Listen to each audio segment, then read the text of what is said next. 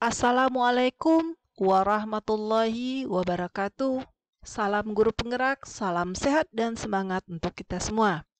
Perkenalkan, nama saya Rahmi, saya CGP dari Kota Padang. Izinkan saya menyajikan tugas koneksi antar materi modul 3.3 mengenai pengelolaan program yang berdampak pada murid.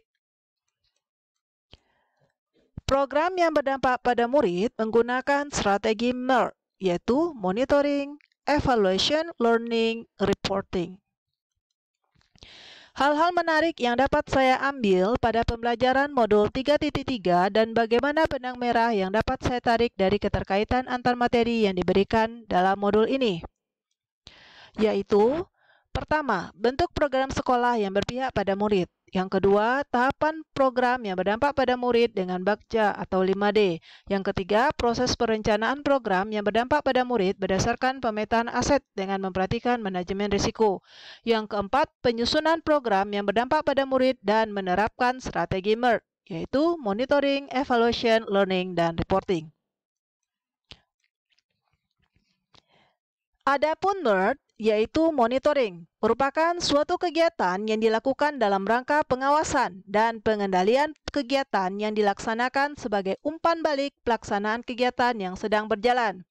Monitoring dilakukan dengan melihat langsung pelaksanaan kegiatan untuk mengetahui kesesuaian antara perencanaan dan pelaksanaan dengan keberhasilan program.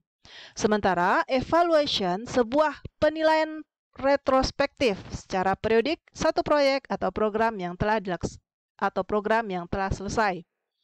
Kemudian learning, guru dan komunitas sekolah merancang kerangka kerja pembelajaran melalui 4 tingkat model, yaitu fakta, perasaan, temuan, dan masa depan. Reporting merupakan alat bagi pemimpin untuk menginformasikan atau memberikan masukan untuk setiap pengambilan keputusan yang telah dilakukan. Oleh karena itu, reporting harus akurat, lengkap, dan objektif. Dalam praktiknya, reporting adalah sebuah dokumen yang merupakan produk akhir dari suatu kegiatan. Prinsip monitoring dan evaluasi. Yang pertama, melakukan monitoring dan evaluasi. Yang kedua, menyetujui prinsip yang menjadi pedoman. Yang ketiga, menentukan program atau proyek yang perlu dimonitor. Yang keempat, menentukan siapa yang terlibat dalam setiap tahapan monitoring dan evaluasi. Yang kelima, menentukan topik kunci dan pertanyaan untuk melakukan investigasi. Yang keenam, mengklarifikasi sasaran, tujuan, aktivitas, dan langkah-langkah untuk berubah. Yang ketujuh, mengidentifikasi informasi yang perlu diketahui. Yang kedelapan, memutuskan bagaimana informasi diperoleh. Yang kesembilan, menilai kontribusi atau pengaruh yang diberikan. Yang kesepuluh, menganalisis dan menggunakan informasi. Dan yang kesebelas, menjelaskan data. Kerangka kerja pembelajaran. Yang pertama, fakta merupakan catatan objektif mengenai apa yang terjadi. Perasaan merupakan reaksi emosional terhadap situasi. Yang ketiga, temuan merupakan pembelajaran konkret yang dapat diambil dari situasi tersebut. Dan yang keempat, masa depan, yaitu menyusun pembelajaran yang akan digunakan di masa depan. Reporting atau laporan merupakan alat bagi pemimpin untuk menginformasikan atau memberikan masukan untuk setiap pengambilan keputusan yang diambilnya. Pada praktiknya, reporting atau laporan harus akurat, lengkap, dan objektif. Reporting atau laporan merupakan sebuah dokumen sebagai produk akhir dari sebuah kegiatan. Dan manajemen risiko pada sebuah kegiatan yang berpihak pada murid harus memperhatikan yang pertama risiko operasional, yang kedua risiko keuangan, yang ketiga risiko pemenuhan, yang keempat risiko reputasi, dan yang terakhir risiko strategis. Tahapan manajemen risiko yaitu mengidentifikasi jenis risiko, kemudian pengukuran risiko, yang ketiga melakukan strategi dalam pengendalian risiko, dan yang keempat melakukan evaluasi terus-menerus maju dan berkelanjutan. Strategi dan desain program atau proyek.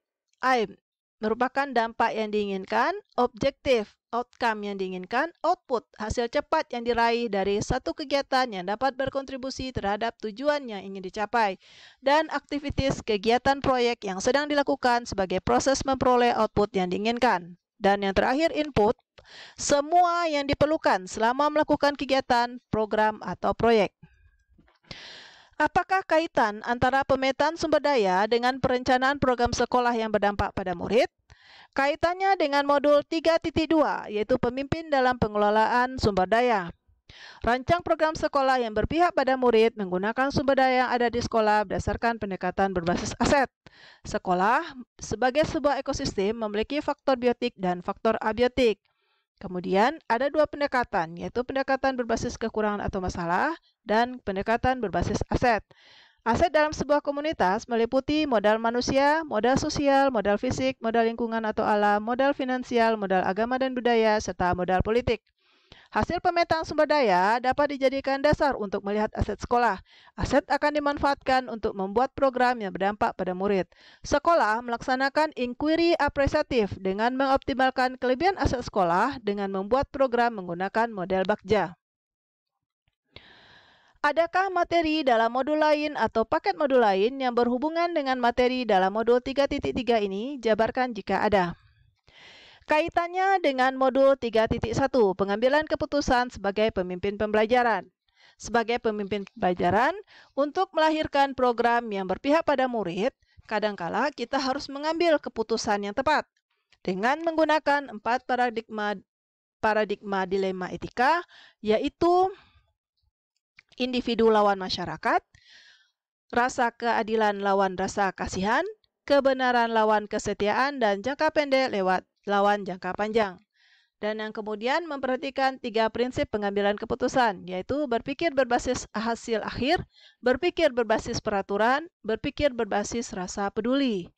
Juga memperhatikan 9 langkah pengambilan dan pengujian keputusan, yaitu mengenali bahwa ada nilai-nilai yang saling bertentangan dalam situasi tersebut. Yang kedua, menentukan siapa yang terlibat dalam situasi tersebut. Yang ketiga, kumpulkan fakta-fakta yang relevan dengan situasi tersebut. Yang keempat, pengujian benar atau salah. Yang kelima, pengujian paradigma benar atau salah. Yang keenam, melakukan prinsip resolusi. Yang ketujuh, investigasi opsi trilema. Yang kedelapan, buat keputusan. Dan yang terakhir, lihat kembali keputusan dan refleksikan. Dan kaitannya dengan modul yang lain, sesuai dengan filosofi Ki Hajar Dewantara bahwa program sekolah yang berdampak pada murid dapat mendukung Merdeka Belajar dan menuntun murid agar kodrat alam atau potensinya dapat berkembang optimal. Pengelolaan aset sekolah untuk program sekolah yang berdampak pada murid dapat dilakukan dengan pengelolaan sumber daya atau aset yang baik. Sementara, hubungannya dengan inquiry apresiatif, program sekolah yang berdampak pada murid dapat dilakukan dengan pendekatan inquiry apresiatif dengan tahapan Bagja, melalui kekuatan yang ada di sekolah, kemudian mengembangkannya agar memiliki ciri khas. Bagaimana keterkaitan dari semua materi tersebut dengan peran saya sebagai guru penggerak? Sebagai guru penggerak, saya berupaya mewujudkan Merdeka Belajar dan menuntun murid untuk mengoptimalkan potensi yang mereka miliki.